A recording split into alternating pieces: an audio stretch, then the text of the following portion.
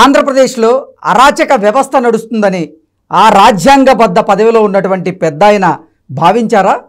అందుకే ఆ పెద్దాయన అరాచక వ్యవస్థపై పీఎం మోదీకి లేఖ రాశారా అంటే అవుననే సమాధానం ఇస్తున్నారు కొంతమంది రాజకీయ విశ్లేషకులు.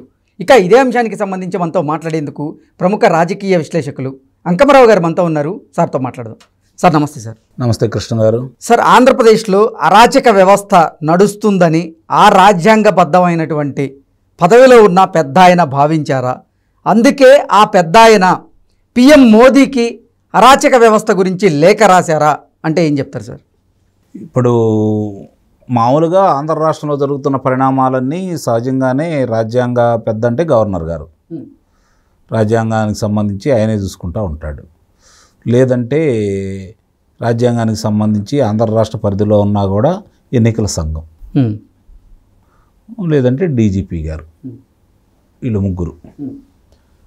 మామూలుగా డీజీపీ గారు సహజంగానే ముఖ్యమంత్రి గారికి అనుకూలంగా ఉంటారు. ఓకే. ఎన్నికల సంఘం వాళ్ళు ఒకప్పుడు స్వతంత్రంగా ఉండేవాళ్ళు. ఇప్పుడు ఏ రాష్ట్ర ప్రభుత్వం అధికారంలో ఉంటే ఆ రాష్ట్ర ప్రభుత్వానికి కొంచెం కొమ్ము కాస్తున్నమాట మాత్రం వాస్తవమే. ఇక గవర్నర్ గారు కేంద్రం ఏది చెప్తే చేస్తారు, రాష్ట్రంతో సంబంధం లేదు. నువ్వు రాష్ట్ర ముఖ్యమంత్రితో సయోధ్యతో ఉండు అంటే సయోధ్యతో ఉంటారు, లేదు అంటే వాళ్ళు వివేదిస్తూ ఉంటారు. ఇవన్నీ మనం చూస్తూనే ఉన్నాం. కాబట్టి ఇప్పుడు మనం అనుకునే దాంట్లో చూసుకుంటా ఉంటే గవర్నర్ గారే కనపడుతున్నారు. ఓకే. మామూలుగా అంటే ఇక్కడున్న పరిస్థితులు సహజంగానే ఆయన సుప్రీంకోర్టు న్యాయమూర్తి కాబట్టి కొన్ని విషయాల్లో ఇక్కడ జరుగుతున్నటువంటి అవకతవకలు కావచ్చు, పరిపాలన గురించి కావచ్చు, ఆయనకంటూ కొంత అవగాహన ఉంటుంది, అందుట్లో సందేహమేం లేదు. మరి సహజంగానే ఎప్పుడైనా సరే ఎన్నికలు సమీపిస్తున్న తరుణంలో రాష్ట్రాల గురించి కేంద్ర పెద్దలకి గవర్నర్ గారు నివేదిక అందజేస్తూ ఉంటారు. అదేవిధంగా ఇప్పుడున్నటువంటి రాష్ట్రంలో ఉన్న పరిస్థితులన్నీ నివేదిక ఇచ్చి ఉండొచ్చు, అందుట్లో ఎలాంటి సందేహం కూడా ఏమి లేదు. దాన్ని పరిగణలో తీసుకుంటారా లేకపోతే చెత్తపట్లో పడేస్తారా అనేది కేంద్ర పెద్దలకి ఇక్కడున్న రాష్ట్ర ముఖ్యమంత్రికి ఉన్నటువంటి అనుబంధాన్ని బట్టి ఆధారపడి ఉంటుంది.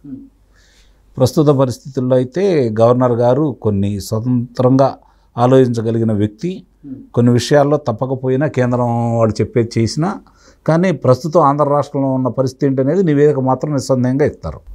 సార్, ఆంధ్రప్రదేశ్లో ఉన్న పరిస్థితి గురించి నివేదిక ఇస్తే ఇబ్బంది లేదు, కానీ అంటే ఆంధ్రప్రదేశ్లో అరాచక పాలన, అరాచక వ్యవస్థ నడుస్తుందని ఆయన భావించారని అదే అంశాన్ని లేఖలో ప్రస్తావించి మోదీ గారికి పంపించారు లేఖని అంటూ కూడా కొన్ని వార్తలు వస్తూ ఉన్నాయి. అదేనండి నేను చెప్పేది. ఇప్పుడు మామూలుగా ఏంటంటే వాస్తవాలు ఇప్పుడు ఆంధ్ర రాష్ట్రంలో పరిస్థితి ఎలా ఉందో క్షుణ్ణంగా కనపడతానే ఉంది కదా. ప్రశ్నించే వాళ్ళని గొంతు నొక్కుతున్నారు, ప్రశ్నించే వాళ్ళ మీద దాడులు చేస్తున్నారు. ప్రశ్నించకూడదు, ప్రశ్నించడానికి బజారుకే రాకూడదు అని చెప్పని నియంత పాలన సాగుతుంది కదా. కాదని ఎవరన్నా ధిక్కరిస్తే వారి మీద దాడులు, దౌర్జన్యాలు జరుగుతూనే ఉన్నాయి. అలాగే విలేకరులను కూడా చూసుకుంటూనే ఉన్నాం. ఇవన్నీ పరిణామాలన్నీ ఆయన దృష్టికి వచ్చి ఉంటాయి. అట్లాగే ప్రతిపక్ష నేతల మీద దౌర్జన్యకాండ, లేకపోతే వాళ్ళని నిర్బంధించే విధానం. మరీ అన్యాయం ఏంటంటే ముఖ్యమంత్రి గారు ఎక్కడికన్నా పర్యటనకు వెళ్తూ ఉంటే సహజంగానే అక్కడ పర్యటన బందోబస్తు అంతా బాగా చూసుకుంటారు, ఆయనకి జాగ్రత్తలు తీసుకుంటూ ఉంటారు. కానీ ఇక్కడ విచిత్రం ఏంటంటే ఎక్కడికి వెళ్ళినా సరే ముందస్తు అరెస్టులు చేస్తున్నారు, గృహ నిర్బంధం చేస్తున్నారు అన్ని పార్టీల నాయకులను కూడా. అంటే అంతగా భయపడిపోతున్నారు ముఖ్యమంత్రి గారు. ఓకే. ప్రజల్లో తిరగాలన్నా కూడా, ఏదన్నా కొన్ని ప్రాంతాలకు వెళ్ళాలంటే కూడా ఆయన ఎవరైతే ఆ 10 మందిని మాట్లాడాలనుకుంటారో, వేదిక దగ్గరికి పిలిపించాలనుకుంటారో, వాళ్ళతోటి మాట్లాడాలనుకుంటారో వాళ్ళు తప్ప మిగిలిన వాళ్ళు ఎవరితోటి కూడా ఆయన మాట్లాడరు, దగ్గర కూడా రానివారు. మీరు చూడండి కావాలంటే. ఓకే. ఆ సభల్లో వేదిక మీద ఉండేవాళ్ళు, లేదంటే ఎంచుకున్న వాళ్ళు కొంతమంది ఉంటారు, ఆయనతోటి మాట్లాడాలి, ఎలా మాట్లాడాలి ఏందని చెప్పని ఎంచుకునే వాళ్ళు కొంతమంది ఉంటారు. వాళ్ళు తప్ప వాళ్ళు కూడా దగ్గర రారు, దూరంగా ఉండి మాట్లాడాల్సిందే. ఎవరన్నా ఒకళ్ళిద్దరిని దగ్గర రానియటం కూడా జరిగిద్ది. అక్కడున్న లబ్ధి గురించి, అంటే వాళ్ళు గురించి ప్రచారం చేసుకోవడం కోసం, వీళ్ళకేదో మేలు చేశారని చెప్పి వాళ్ళ చేత చెప్పించుకోవడం కోసం అలాంటి వాళ్ళని కొంతమందిని ఎన్నుకుంటారు, వాళ్ళ చేత మాట్లాడిస్తారు. ఇప్పుడు వరకు జరుగుతున్నటువంటిది ఆంధ్ర రాష్ట్రంలో జరుగుతున్నటువంటిది అన్నీ అదే. ఓకే. ప్రత్యేకం అంటూ ఏమి లేదు. ఎక్కడికన్నా బాధితుల దగ్గరికి వెళ్ళి పరామర్శించి వాళ్ళ ఎట్లా జరుగుతుంది ఏంటని వివరణ తీసుకునే అవకాశం లేదు ఆయనకి, అంత అవసరం కూడా ఆయనకు లేదు. ఎందుకంటే నడిచిపోతూ ఉంది, ప్రజలతో సంబంధం లేదు కదా. ఎందుకంటే ప్రజల యొక్క ఓట్లతో వాళ్ళకి పని లేదని చెప్పని వాళ్ళ సకల శాఖ మంత్రి గారు సజ్జల రామకృష్ణారెడ్డి గారు గతంలోనే సెలవిచ్చున్నారు కాబట్టి ప్రజలతో వాళ్ళకి పని లేదు. మంచి చెడు ఏంటంటే వాళ్ళకై దైవాంశ సంబుద్ధుడిగా ఆయన భావించుకుంటూ నేను అన్ని ప్రజలకు మేలు చేస్తున్నానని ఆయన భావిస్తున్నాడు. అట్లానే మళ్ళీ తిరిగి నేను గెలుస్తాను 175 స్థానాలు వస్తాయని చెప్పి ఆయన చెప్తా ఉన్నాడు. ప్రజలకి పలాంది చేశానని చెప్పుకునే దానికంటే కూడా మీరు చూడండి, సభలు కానీ సమావేశాలు కానీ వెళ్ళినప్పుడు ఆ బటన్ నొక్కుడు అనేది ఒకటే తప్ప మిగిలింది ఇదిగో ఈ ప్రాంతానికి అభివృద్ధి చేశాను, నేను ఈ నీటిపారుదల ప్రాజెక్టులని పూర్తి చేశాను, లేదంటే ఈ సంస్థలు తీసుకొని వచ్చాను, ఆ సంస్థ ద్వారా ఇంతమందికి ఉద్యోగాలు వచ్చినాయి, రాష్ట్రానికి ఇంత ఆదాయం పెరుగుతుంది, ఇంతమందికి ఉద్యోగాలు దొరికినాయి అని చెప్పి కానీ, లేకపోతే కొన్ని విద్యా సంస్థలు తీసుకొని వచ్చాము. ఇప్పుడు అమరావతి పరిసర ప్రాంతాల్లో, రాజధాని పరిసర ప్రాంతాల్లో 4 విశ్వవిద్యాలయాలు వచ్చినాయి. ఇప్పుడు వాటి పనితీరు చూడండి. రమారమే ఒక 25,000 మంది పైన అక్కడ చదువుకుంటున్నారని చెప్పి అని అంటున్నారు. కొంతమంది 60,000 మంది దాకా అంటున్నారు. సరే, ఇది మిద్దంగా ఇద్దరు కాకపోయినా ఒక 40,000 మంది అయితే గట్టిగా ఉంటారు కదా. మరి ఆ పరిసర ప్రాంతాల్లో రహదారులు లేవు, మంచినీటి సౌకర్యం లేదు. మంచినీటి సౌకర్యం కోసం ఏర్పాటు చేసినవి కూడా ఆపేశారు.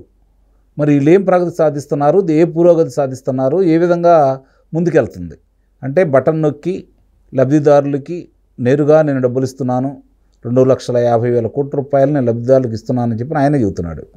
2,50,000 కోట్ల రూపాయలు ఇచ్చారు కరెక్టే. మీరు ఇప్పుడు 8 లక్షల కోట్ల రూపాయలు అప్పు చేశారే, మిగిలిన డబ్బులు ఏమైనాయి? అది కదా ప్రజలు ప్రశ్నిస్తుంది ఈరోజు, అది కదా ప్రజలు అడుగుతుంది. ఇవన్నీ కూడా పరిగణలోకి తీసుకుంటారు.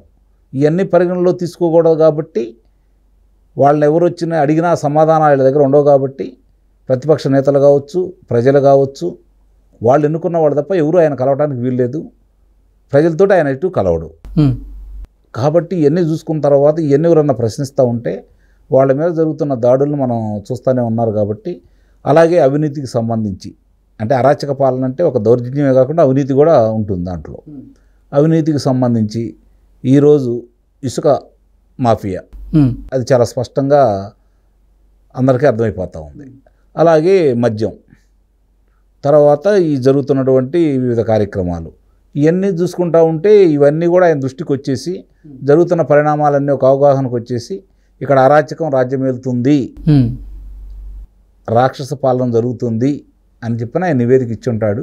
ఓకే, దానికి కేంద్రం చర్యలు తీసుకుంటుందని అయితే మాత్రం నేనైతే భావించట్లేదు. ఈయటం వరకు మాత్రం ఈయన విధి అంతే అంటారా? అంతే, అందులో సందేహం ఏముంది. Okay sir, thank you so much.